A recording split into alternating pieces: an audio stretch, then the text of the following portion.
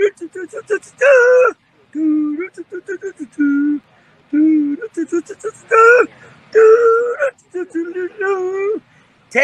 off! It's time for Doug and Ben's Great NASCAR Adventure! Thank you, Marshall, as always. And maybe this year Doug can get one recorded not in StreamYard and mention NasCanucks. I'm just saying. Just saying. Was that not worth the watching race this weekend? Huh? The sponsor of the Cup race, was it not worth watching the race this weekend? Oh. See, I got 19 hat on backwards. Yeah. Ryan Truex, semi kind of mullet going on. He does not have a mullet. We've been through this. You have a mullet. He's kind of got like that there going on in the back too. I know, yeah. But it's longer. The ratio. You have the 90-10 going on. He has. It's about the same everywhere. It's just shaggy. He's shaggy. What's going on? Keith Campbell, Symmetry, Charles 75N, Hip Metalworks. Nice. And Phantom Viewer. What's up, Marcus? I knew it was going to be a good weekend. Mm-hmm. It was over in Port Huron, Michigan. Yes. Almost went to the track for really no reason. And at a Target. Le Target. I found a 2022. That's really. Anyway, where did they use a test car at? Like, I guess Goodyear tire tests? Because there's no testing in NASCAR anymore. Yep. See right there. Next gen test car. All right. I was like, hey, I can add that to the Truex collection. So that would be like a 2021 car then? 2022. Do you know what else I found? Yeah, but if it was the test car, it's 2021 for use in 2022. Sure. That's what I'm saying. Do you know what else I found? No, I wasn't there. I found something else. I bet you did. They have all kinds of stuff at the Targets. I found them. You found them? I found them. You found Ty Dillon? Ty Dillon! You found Ty Dillon. in his game car. Nice. And do you know how I got it home? Suitcase? The Ty Dillon hauler. Oh, jeez. You went all in Ty Dillon. Oof to me. Does that mean I got to send you my Daytona 500 hat signed by Ty Dillon, who wasn't even competing in NASCAR at the time? Sure. Might have been Truck Series only. Maybe. Was that the time that you pissed off his girlfriend, now wife? Yes. Yeah. He thanked me. He did, yeah. Well, he got to talk about CTMP. Well, that was it, because he had come off the test there, and I said, where were you having issues? And he was telling me, and I said, okay. I said, take it with a grain of salt, but I would try this and this and this. And who was competitive later that year? And won the race, I believe. He won the race that year. Did he? Let's just go with that. Makes me sound better. I was going to say, and guess who had issues later on that night? Oh, I did. Because somebody held him up and pissed someone else off. So, yes. So, we're back. It's the monthly podcast, it seems. Yes, it seems like that, yeah. But apparently the numbers, first of all, are they only running Dover once this year by the sounds of it? Sounds like it. Right? Which I thought was odd. And two, do we need to change the date of the Dover spring race? Because it sounds like fucking half the races are run on Mondays. Now, I know your boy doesn't want to change the date. Fine with that. Yeah. I'm just saying, because they were mentioned, they're like, well, in 3 of the 4 last Monday races at Dover, I'm like, what? I'm like, how many Monday races? And the funny part is, of course, there was someone on Twitter that said, ooh, it'll be interesting to see who wins a NASCAR race on a Monday. I was like, last year's Dover race was on a Monday. Yeah. Literally, I think it was 3 of the last 4 years have been on a Monday. Yes. Yeah, because back in 2007 was also a Monday. because that was his first win. It was. I heard a lot about that during the race. Yeah. Thank you, Keith. Yeah, last night was it was a good night. I won't say fun, but it was good. It was therapeutic, if nothing else. Yeah. So it's funny, Doug. So we'll start on the Saturday race, right? Sure. So the Xfinity race. So I'm watching it, and and it's one of the handful of races that Ryan Truex is in. Yep. And I believe this is 4 of 6. I think he had led about 30 laps at that point. Okay. Yes. And I'm thinking to myself, because I've always been waffling on should Ryan Truex be in the series or not. Well, he always does run good, like for most of his races. He's also usually in top equipment when he does run good, and I've seen him run in non-top equipment and run like shit. So this is why I'm saying I'm not sure, right? And then they put up the stat. He's led a total of 53 laps in his whole Xfinity career. I'm like, really? All right. You think that would see, because I remember another race. Yeah. The last sponsor. Sure. Nationwide, I believe it was. Yeah. At Dover, where he led a bunch of laps. Apparently not in an Xfinity car. Yeah, apparently not. Maybe I was wrong. Maybe it was an ARCA race. So I'm thinking to myself, I'm like, all right. I'm like, dude, like, put up or shut up. Like, that's what I'm thinking to myself, because I was like, I want to bring this up with you. Is he no matter where he finished, I had already thought, let's bring this up, right? Because, he's getting the chances. Is he happy? Because basically he and Trevor Bayne, very parallel in that respect. Yes. They're both getting the chance, literally in the same car. Put up or shut up. Like, you're going to have to put up or shut up, because if you want to run full time in this series, you need to be in there winning 3 out of 4 races that you compete in, type thing. Like, you need to be dominant. Yeah. I don't know. Did he hear the brain waves that I was putting through to the television? Because all of a sudden he went, "Oh, let me just grab this extra gear, Ben, and I'm just going to dominate." All of a sudden, it just went like, bing, gone. Like, that push to pass we've always talked about. It's like he had a full race of that. Yep. And I'm watching the racing, and it was interesting because I caught the practice, and I messaged you. Like, I caught Cup practice. And Logano cords the right front after 17 laps. I'm like, ooh, are we looking at another Brickyard situation? Because the deal was, for the track to take rubber, it has to be a certain ambient temperature outside, right? So the rubber can melt, essentially, as opposed to just turn to dust. And they're looking at the forecast, and they're like, it might break 60, and we need 65. I'm like, oh, and they only got 9 sets of tire. I'm like, oh, this is going to be, because, I do enjoy a shit show when it's on NASCAR. So the Xfinity race, right? I'm like, and I've been thinking this for the last month. The Xfinity series has been the series to watch. They've been putting on the best racing week in, week out. Just wish the stages were longer so we'd see more of it. Similar to trucks. It's because the stages are so short sometimes you don't really, ooh, dare I say, a green flag pit stop. Ooh, outside of the third stage, but the Cup guys actually put on a damn good race. Those cars, taking rubber, which helped, but it's like, okay, they're passing. I'm like, okay, finally, that car is working on that track. Okay, I'm like, so what do we do? Run Dover half the season? Where everyone reconfigures the tracks to be a Dover, which nobody else really likes. But yeah, it was good. Good racing. Yeah, Kligerman had a little bit of an issue with Corey Heim. Right. Pole sitter, Parker Kligerman, that is. Yeah. Hey, it's the only time he's going to get one. Probably. So let's give it to him. Yeah. But no, the exchange race was relatively clean from what I kind of remember.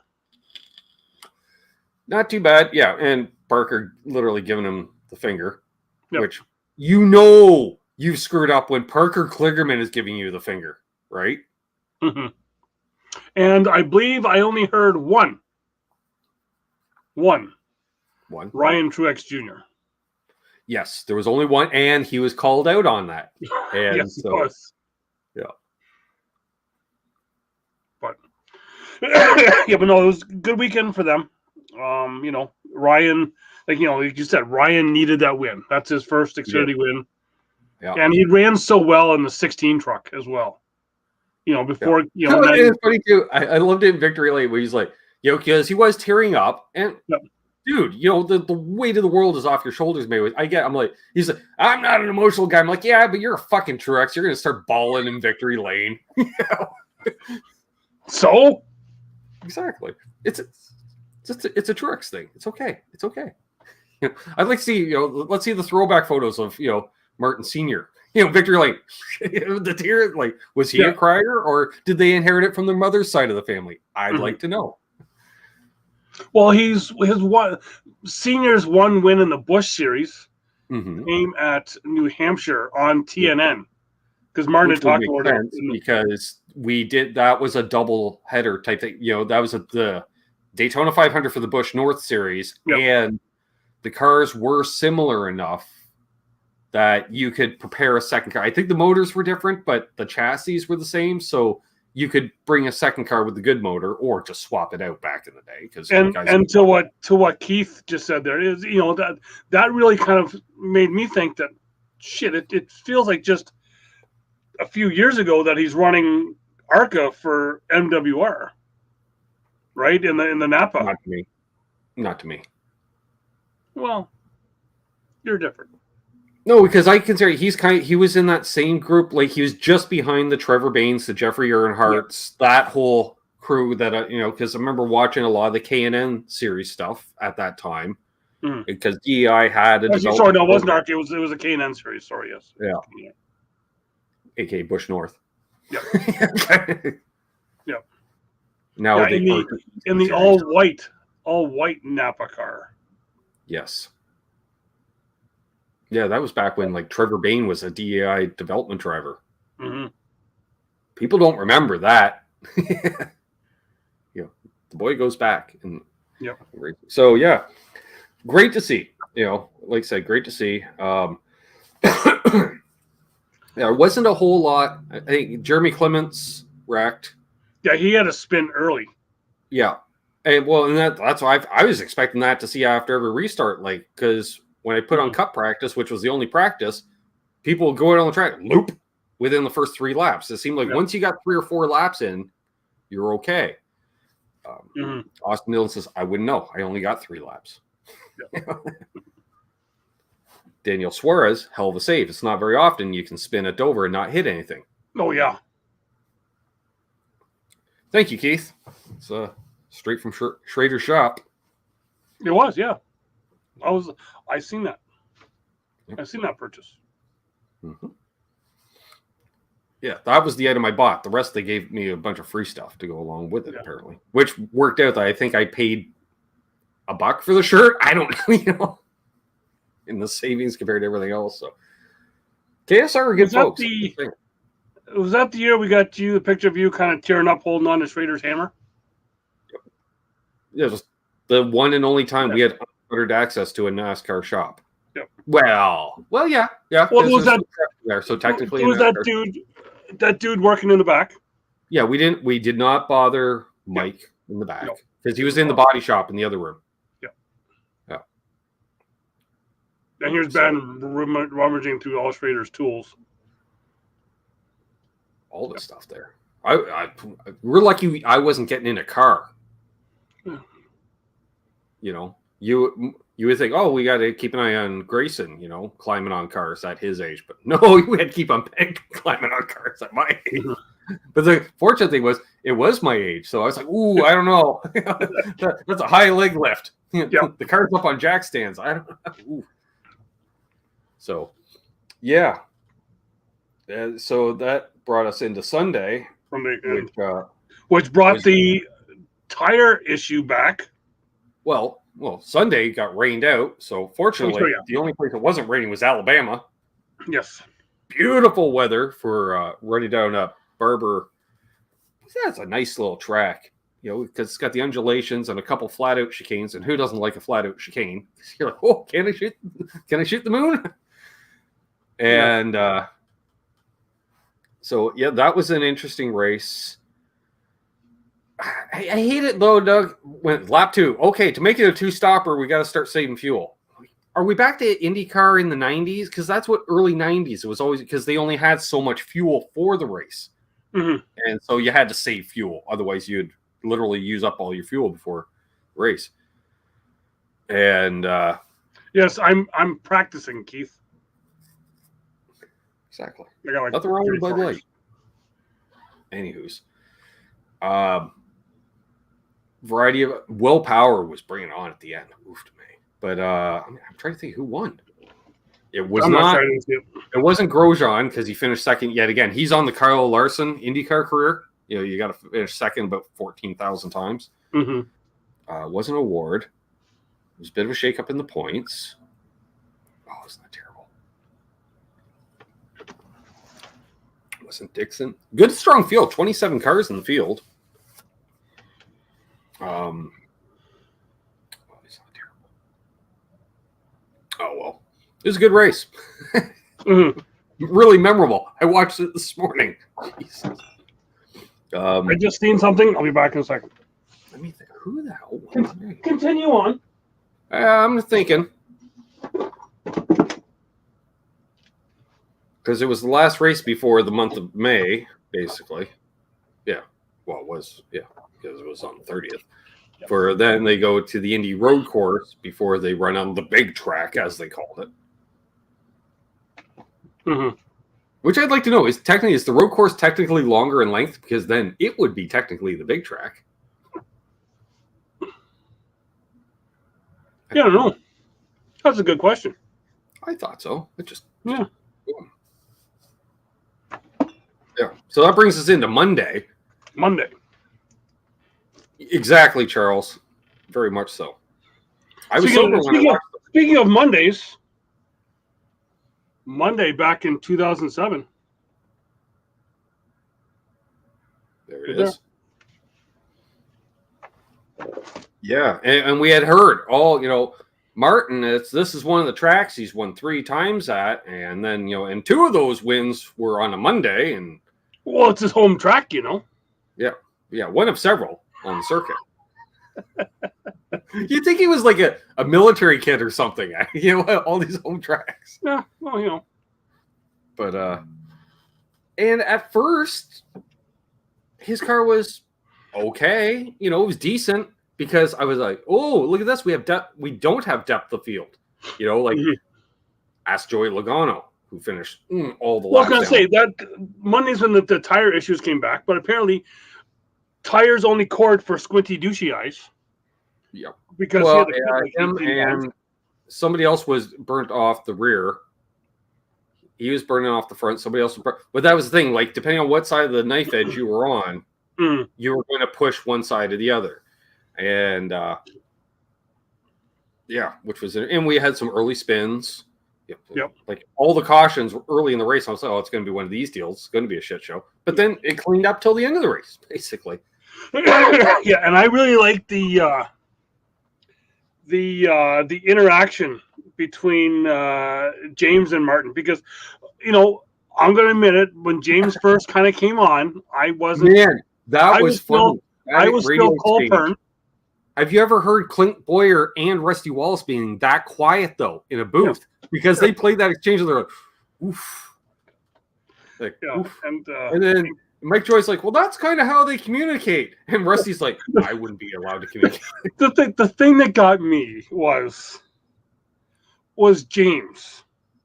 When Martin's going off and James like, please just keep your eyes focused front. Just please do that. Like, really, you don't normally hear the word please in any radio communications when the crew chief is talking to the driver about like just focusing. Well, that was because Martin keyed the mic, and on a scale of 1 to 10, he was about a 46. Yeah. He was ready to fire everybody, including Joe Gibbs. Yeah. But that was always the thing with Martin and Cole as well too. Yeah. They had that thing, right? Like that thing. Martin he can be Iceman, but he's got a short fuse. Yes. Right. Sort of like Blaney, same deal. But when they go off, boom, they go off. I still remember. is like, are you done being a pissy baby? Because I'll work on your car now. Yeah. Okay. And that's kind of the thing now too. It's like, are you done? Did you get it out of your system? And that's the other thing is that I probably still have the video somewhere on my phone because I recorded when they actually put it on Fox back when he was at Cole, and it was at the 600 because I heard it live as it was happening. It was like Martin's like, Cole, what time is it? And then there was just silence, like no one was talking, like not even. That's back when he had I forget the spotter's name, but the other spotter, and like no one was saying anything. He's like, guys, Cole, whatever, and they're like. 2 minutes goes by, and all of a sudden, you hear Cole click back in. What's up, Martin? I was in going for a piss halfway through the race, and I was like, just their whole communication. I think that's kind of I want to say coming back because Dover's a track that Martin knows exactly what he wants. But the problem is, you want what you want, but the car is different, so it's hard to get you what you want. It's like you can't do it. Oh, put 200-pound shock in the right front. We can't do that anymore. That's not how it works. Yeah. But yeah, I get it. Getting what he wanted. You look for a certain feel, and so which allows you to get, and you can tell when you get into a rhythm at Dover. Holy crap, you make a lot of time. Yeah. Like, you dominate, and we ended up with only like 10 cars on the lead lap, which was awesome. Because that's racing. Should be that. I don't want to see 30 cars finish within a second of each other. Oh, that was competitive. No, it wasn't. Something was manufactured to make it competitive like that. Mm-hmm. Not everybody's that good. And that means it's basically a spec series. I'm not big on spec series. Let's have the whole team involved. So, let's go back early in the race. So what did you think of the one hitting the 15? Was that a little early, or was it just a stupidity and he missed his mark? Because I think he literally just missed his mark. Half and half? Yeah, because it was early. Like, it wasn't like into the corner where you got momentum, and you'll bump and wiggle a guy up. Like, he just bang clocked him one to the point where I thought he might have hurt the front end of his car, and poor Larson got in the way. And then later in the race, did you see what Larson did later in the race? Oh yes, there was a little I was a Larson fan. I was going to say, I bet you for a brief period in time that on Monday you were a huge Hendrick Motorsports fan. Yeah, for a very brief period of time. Well, actually, you know what? Not really. Okay. Because when I got out of work, I stepped in my truck, I turned the ignition, and as I turned the ignition and the radio came on, Truex finishes, crosses the line, wins the race. So going in, I already knew the outcome. Yeah. Well, I did not have to be a proclaimer at the end of that race. I did not have to walk 500 miles like I normally do. So I was like, hey, there's no issue here whatsoever. Yeah. It was interesting because, Chastain, was catching him. Because the two of them, and it was weird because it was like every 10 laps it would flip-flop. All of a sudden, Martin was a little better, and then Ross was a little better. Yeah. And Denny Hamlin brought it. Because how is it that Ross causes so many wrecks and he's never caught up in his own wrecks? He never faces any consequences like that there. And even like we texted earlier today, and Pete Pistone was talking about it this morning, is that and even him and Bagley were talking, and they were both saying, it's time for these drivers to put up or shut up. Don't keep saying how you're pissed off and you want to get back at them. The problem with it is, as Denny said, Doug, what are you going to do? If you blatantly take him out on the track, boom, you get penalized because you can't do that anymore. Yeah. Or if you call, after the fact, I wrecked him on purpose. You get fined for that. You can't talk about it. You can't do it. But then NASCAR wants them to police themselves. Yeah. But it's like, you can tell times have changed, Doug, because if you watch the post-race, Ross said after he was doing whatever, he's going to Alabama to the road course. No, Skip Barber Driving School is where he's going. Yeah. Smart move. But then he said he was going to stop by the Rick Ware Racing Shop to apologize. That's a bold fucking move, because if you'd done that back in the day, as soon as you knocked out on the door, you'd have a tire wrench up the side of your head by some random employee. Maybe it's needed, but again, he'd be dropped off in the woods behind the shop. But it's it's got to the point where it's almost every frickin' race. It's sorry, I didn't mean to do that. Sorry. Yeah. Like, and even who said it? I think even maybe Pete Pistone said it this morning too. Even his spotter called him out saying, like, dude, like, what the fuck? Yeah. Like, or just be like Squinty douchebag and just own it. Yeah, I'm a douche out on the track. What are you gonna do? Okay,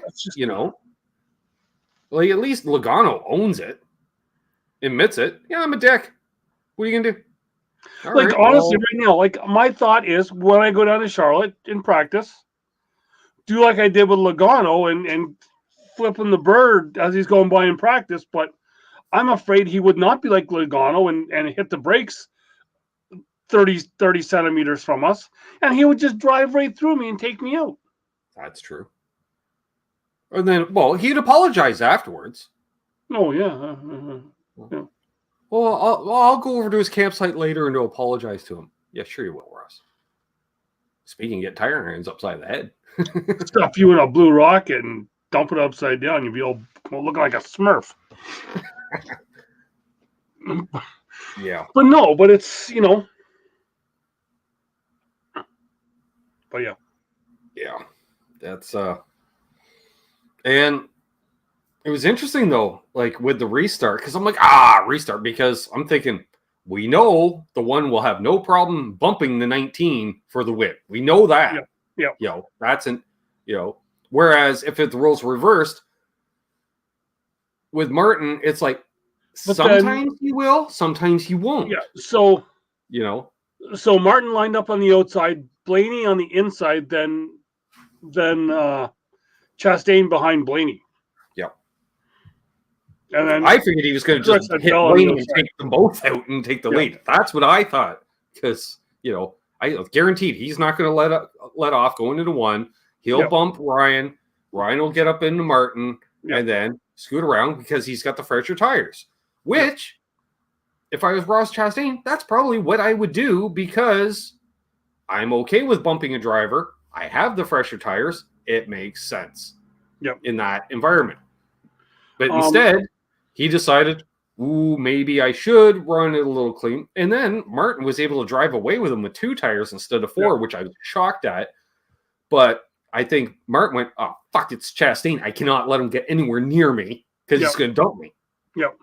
And that's what Martin didn't say it on a TV interview, but he said it on the radio interview on PRN, that he was glad that thankfully Ross raced him clean. Yeah. Right. So, but yeah. And then today, Martin gets named one of the 75 greatest drivers of NASCAR. It's a low bar there, Doug. I'm not saying that for him, but sure, I'll put him in ahead of others. I'll say that much. There's people on that list who should not be on that list. Same as there's people in the Hall of Fame that should not be in the Hall of Fame. And I think they again have changed it to NASCAR being all of NASCAR, like the Hall of Fame. It's not the Cup 75 greatest drivers. Because if that was the case, Dale Jr. would not be on the list. Because anybody that won a championship that isn't on the list should be on the list then, Because I think a title is a big deal. No, even though it's a crapshoot now, it's a lottery. Now, to Keith saying that Casey Kane shouldn't be on that list. He won in all 4 manufacturers. Yeah, so that's a unique stat. That doesn't make you one of the greatest drivers ever. Richard Petty won in like 6 different manufacturers. Well, It's the 200 wins that puts him in the 7 championships that puts him on the list. I think Casey Kane should. That just sounds like Casey Kane can't hold a ride. His Toyota, really, remember? Yeah. When he went to Red Bull was because there was no room at the inn. Yeah. At Hendrick. At the time. Yeah, I haven't looked at the entire list, and because I didn't care per se. Well, it's not fully out yet. Like, take the 50, because the 50 should still be in. Nope. I don't think anybody Well, okay. Well, that first 50. So the first 50 is staying. Yeah. They're there. So, and what I was going to say is, I don't think there's more than 25 guys that would knock any of the 50 out. You know what I mean? Like, I don't think there's been 26 of those drivers since the 50 in the last 25 years, we'll say. So basically, because you would pick is who's the greatest 25 drivers or less in the last 25 years, and who didn't make the list last time to carry over. Like, say there's 20 drivers from the last 25, and there was 5 that should have been on the list in the first place. So, do we talk about the news today? The big news? Technically, and I was thinking about this after we talked about it, kind of old news. Because we talked about it over a year ago that it was happening. When we said Petty is going to Toyota. Well, we said RPM was going to Toyota. Who knew? With the name change, well, Petty GMS, I should say, was going to go to Toyota.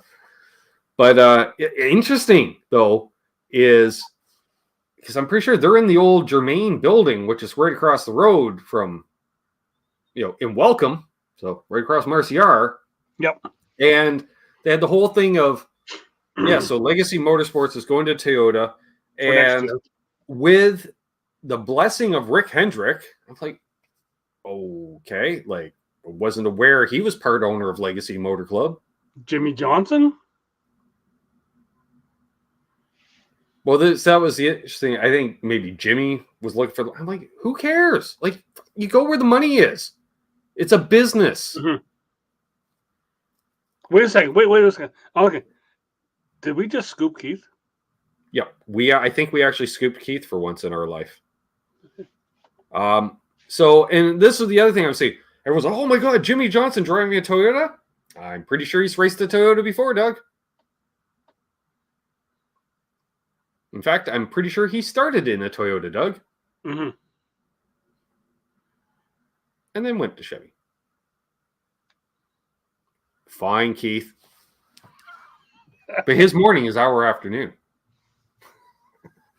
Well, it didn't get announced till in the afternoon. Morning for him. Okay. He's on the West Coast for now. True. Yeah, and that's the thing. Like, Toyota, and I've been talking about it for some time, Toyota is like Ford in the Xfinity series. They barely have a presence in the Cup series. Yep. And let's say, honestly, they barely have a presence because you have one team and one satellite team. Because as far as I'm concerned, 2311 is more or less a satellite affiliate. It's not quite Wood Brothers where the car is prepared in the Gibbs shop, because that's what Wood Brothers do these days. Yeah, I'm going to say 2311 is the Furniture Row right now. Exactly. The customer team. Yes. Traditionally, you would see the customer teams, right? So they talked with Trevor Bain tonight on the radio when I was listening there, and he was saying this is all about teammates that want to work with you at super speedways. Plain and simple. Well, and let's be honest, pecking order. Where does Legacy fit in Chevrolet's plans? Like, Chevrolet's looking at Hendrick first, RCR 1B, I'll say, because RC's had such a long relationship with but those are the two main teams. Then you're going to have Legacy's, like, you're not getting the prime stuff, like, no, not a Chevy development driver isn't going to end up with Legacy unless money's involved, So it makes sense. Either way, like, Chevy really has depth of field right now. In the fact, because there's only 6 Fords. Well, no, wait, because front row. There's 9 Fords. Yeah, which is roughly a quarter of the field. So that means, and then you got the 6 Toyota. So that's like 2/3 of the field are Chevys. Yep. And it's not like the old days. Why did most people run Chevys? Because they were cheaper to build. That was a big thing because motor cost. It was like half the price to build a small block Chevy that is a small block Ford or a Chrysler. Yep. That's why Chevys generally dominate in stock car racing. and GM had a huge presence, right? Because let's be honest, back in the day, they ran all 4 brands of the G bodies. Mm-hmm. So I like it. You know, let's say, you know, Legacy's they move way up in the ranking because you're basically number 2 because you got 1A, 1B, and then number 2, you're the other team. So, thinking of this, that would now mean that the 42 and the 54 are manufacturer teammates, correct? Mm-hmm. How's that going to work?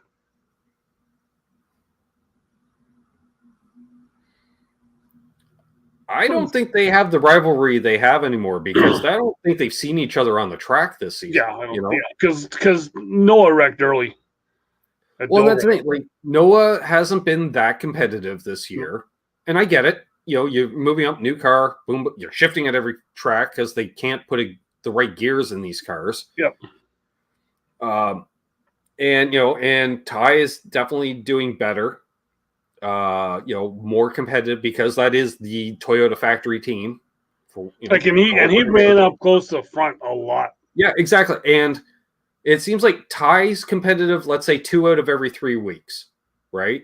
Yep. Whereas Noah is competitive 1 out of every, because he's had a few runs here and there. Mm-hmm. You know, and I think, and part of it is schedule because Noah's good on the bigger tracks. Yep. And he's got the haircut. You know, yeah, Mo. Yep. Mo yeah. But yeah, I don't know. You know what? Actually, the Legacy Motor Club, when you sent me that thing today, my first thought was it's the exact same when Penske switched to Ford. Yep. Because Roush was the only Ford factory, right? And then the front row was already in existence. So it was like Roush and a bunch of customers of Roush, essentially.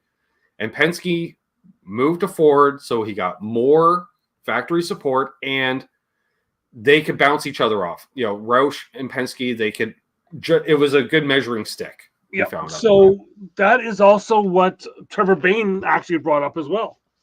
That because he was around at RFK, which not RFK, I guess they were RFK, Roush at the time, whatever. They were Roush Fenway by the time Bain was there. Yeah. But that he was there when Penske came on, when Stuart Haas came on. Yeah, because that's when Wood Brothers switched from being a Roush affiliate to a Penske affiliate. Yep. So, yeah. Oh, no, sorry. No, they were part of Doherty, JTG. Yeah. Because you almost got run over by a Wood Brother. Yes, I did. Why is it always me that almost gets run over? You're an easier target. I can hide behind a parking meter or something. I don't know. Yeah. Well, I can't really anymore. Oof to me. So it's like Darlington throwbacks are starting to be announced. Yep. Oh yeah, Chastain's just fucking knocking it out of the park with my. I wasn't going there yet. I was saving that for a second. Eric Almirola in his Ford will be driving a Dale Jr. throwback. Cool. I'm not sure exactly which one. You know what? We also missed the whole news on the fact that Super Sub Josh Berry's back in the Cup Series. Yes. Subbing for Alex Bowman, who fractured a vertebrae while sprint car racing. Yes. And he wasn't even the worst wreck of that whole thing. Yeah. And Hendrick Motorsports has released the statement of, we are fine with our drivers running as much as possible. We don't care. Have at it. I'm like, wow, that's really a change in attitude from just a handful of years ago. So, what's the Vegas odds on Josh Berry running all 4 Hendrick Motorsports cars this year? Right. He's already got half down. Yeah. And good thing they basically waived that 6 or 7 race maximum deal to maintain rookie eligibility. Yep. So, and if they said to Barry, if you're not eligible when Barry moves up to Cup next year, as I agree with Clint Boyer on that, Barry will be a full-time Cup driver next year. For who, Doug? I think there might be a a JRM Cup entry next year, regardless of franchise. Chart. So the Eric Almirola throwback.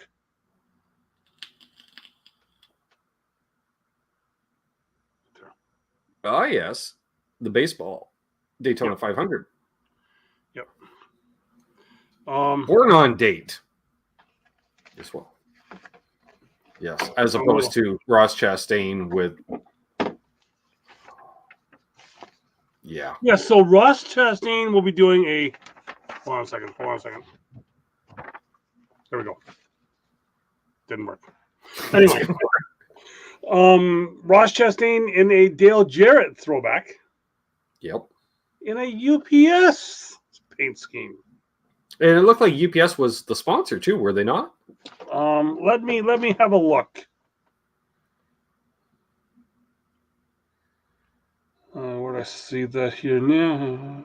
See that I will say, Doug, that the one nice thing about the throwback weekend is you can get the one-off sponsors, right? Because we have so many single race sponsors now in racing that it really I like that idea. So you can get, like, say, UPS, who doesn't have a presence. Exactly. Like, UPS doesn't sponsor a car anymore, but it's in the budget. They can do one race, type thing. So I like that idea, really, and allow companies, like Interstate Batteries is down to just, a couple races a year type thing. So there you go. There you go. I'm back. Yeah. There's that. And then, so the other thing was, and I was messaging you just before the show because I was watching it just before we came on. Charles. Me too, Charles. Both. I've got this here. And upstairs, I didn't get the Old Smoky Moonshine, but I did get their other whiskey, which I got the Mango Habanero and the peanut butter. You and your flavored cold snacks. Because there's nothing wrong with peanut butter anything. Just pure white lightning is all you need. Yeah. Yeah, so messing you, and I was watching it, and you didn't bother watching it because you just didn't want to. Yep. That's exactly it. The Dale Jr., that thing that came out just probably about 7:45 tonight here. He was absolutely destroyed. I've never seen him like he was fired up, destroyed. Like, well, I get it. I told you why. Because he's not allowed to day drink often anymore. Because if you follow his little thing, Me and Amy Adventures, every time she's like, I got a surprise for you. His answer every time is it day drinking? That's what he hopes every time. Is it day drinking? He's like, no, we're doing this. And I'm kind of liking this here is that for the next 5 races, excluding the All-Star race, Denny Hamlin woke up one morning and had an epiphany of having a NASCAR bracket challenge. Yeah, I hate bracket challenges. That's why I didn't watch it. Okay. Well, maybe you'd be like him and couldn't find the yellow circle button that says enter here, because he couldn't find it. He had to call Mike Davis to ask how to enter it. And then Mike said, Tiffany, so you remember we said there was going to be one person who's going to be clueless on how to enter it, and we found him right here. Part of the Dirty Mo family. Yep. And kudos to Denny Hamlin for records his podcast on race day that evening. Yeah. That, like, get you over a race. Like, you can take the rest of the day off, dude. He even watched the highlights on his phone. Yeah. Well, like you, before doing the podcast, I watched I didn't get to see the race, but I watched the highlights. I did both this weekend. So you, like Denny Hamlin, prepares about the same for the race. Other than he was in the race, at least. Like, I can give you my perspective, but yeah.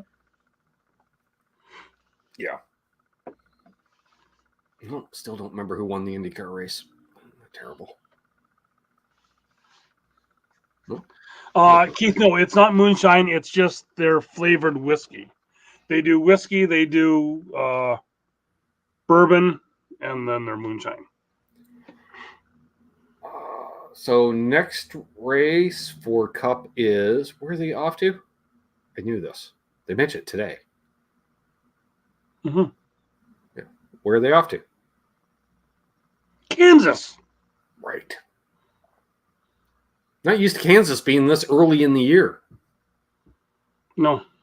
I'm still not used to Kansas being on the schedule twice. I think we found our second. That's where the Dover date went, probably. I'm still trying to get over that Clint Boyer and Rusty Wallace are really good friends, and they hang Sounds out. like they're neighbors. Like Yeah. Clint started to say they're neighbor. He was like, "Well, we gotta live there," and then he shut up. Like he aborted that because Rusty's one of those. But yeah, it's cool to hear that Rusty and his son Steven are building high-end Harley Davidsons. I'm like, well, you're building custom Harleys because you're not Harley Davidson. Harley Davidson builds Harley Davidsons. So they build high-end custom bikes, baggers. Gotta mention it, they're baggers. All right. Mm-hmm. And currently Herman's out on the Petty ride with one. And I love how Clint's like, yeah, you go in there. Not only Steven got the heavy metal blasting and giving her, but there's Rusty. He's got the readers on because you can't see anymore.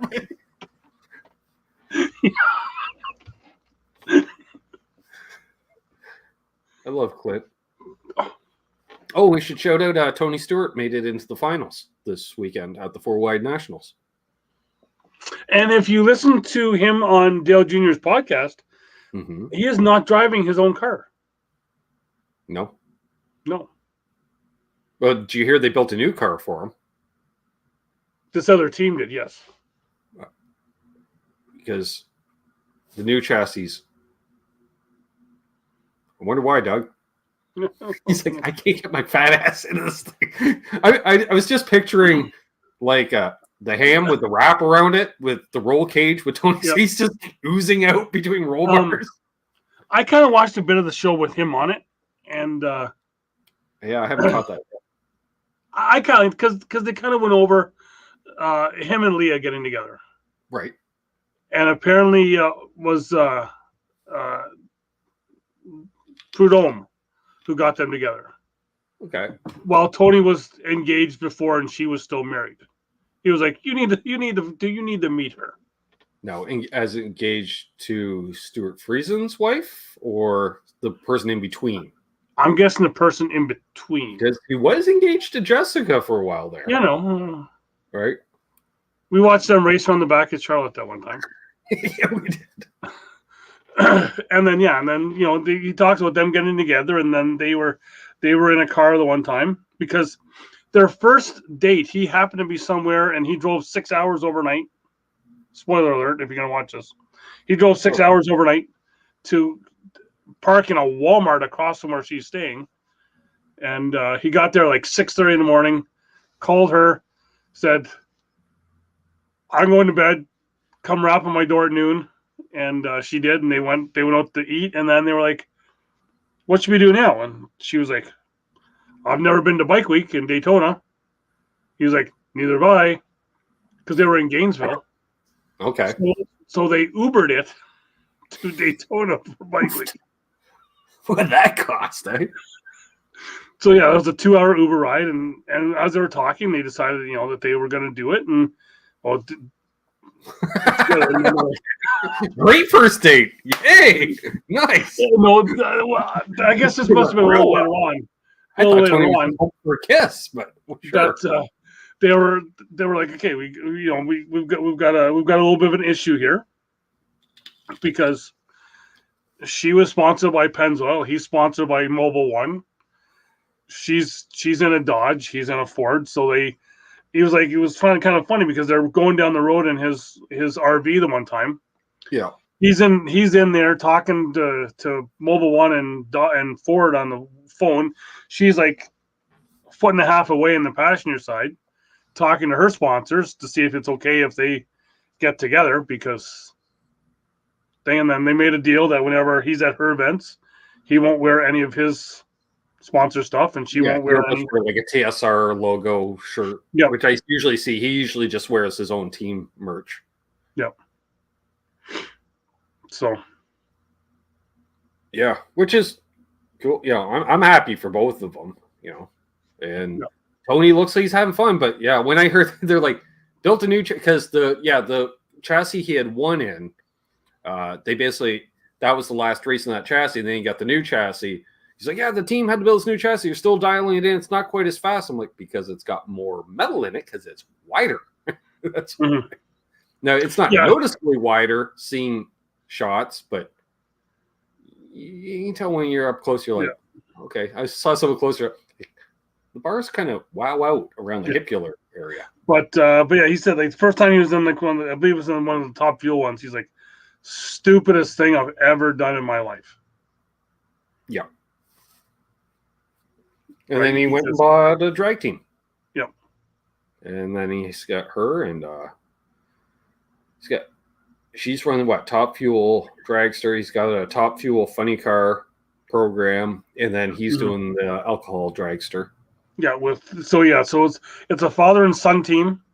That the car was actually supposed to be for the son, but they were like, "Hey, Tony, come try out our car," and he did. And then they're like, they called him up like 4 months later and was like, "Hey, you wanna drive it in at this one nationals?" And he was like, "Let me call my wife first." Well, no, before that was last year. Like he's had his own team since like it's full on. He's no, not his own team, but just driving for this other team actually in a race. So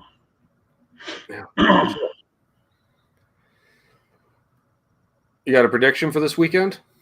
Truex. Sure. Junior. Right on a roll. Well, no, he runs well at Kansas. Oh, I know. Andy's on a roll. Well, yeah, but he runs well at Kansas because he wins the previous week at Dover and he gets streaky.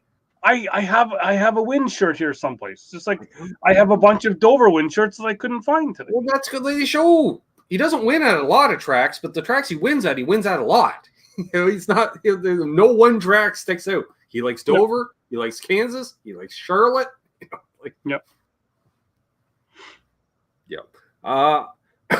I don't know. It's just the weekend Keselowski breaks through. Could be. Because they noticed, now I haven't seen the points post-race, but during the race, they're like, here's the points, Both the RFK cars are currently sitting in the top 16. Well, did they not finish 8-9 this week? That's what I'm saying. Like, they're not winning races, but they're there enough. They are they like the 23-11 this year? Like last year, the surprise team. But then again, it was weird because last year everybody was competitive more. But RFK is really they're knocking. They're knocking. They're like Ganassi a few years with Larson, right? The cars are almost there. Yep, they're getting there. They're getting there, which is fine. Because I'd like to see Brad be in the bit, in racing for the next 30 years. Like that. Let him be the next Jack Roche, Rick Hendrick, what have you. Yeah.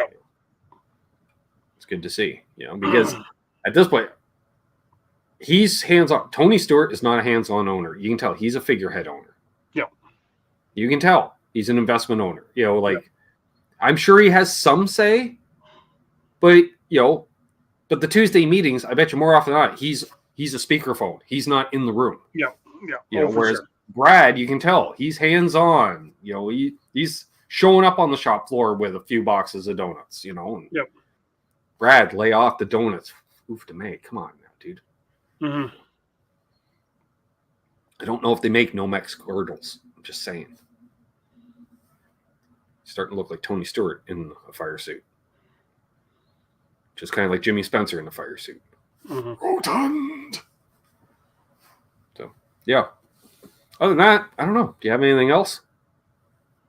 Not really. Just to probably not watching, but to a friend of mine, Adam Hubbard, please let me know which of the security guards you talked to do not get chased away from Stuart Haas the other week on your way to Talladega when you stopped in around Charlotte. We could use that information. Yeah. Cup building's okay. Stay away from the Haas F1 team. He didn't peek in the bushes, though. So, no. Don't do it. Well, we've almost got an hour. Yeah, I know. That's what I was wondering. Hey, we got anything else? We covered a lot. Yeah, so we should probably wrap things up. Yeah, because I did the wrong thing. Popeyes for supper. That was dumb. Yeah. Memories of Charlotte. You know where the site is. Really? Yeah.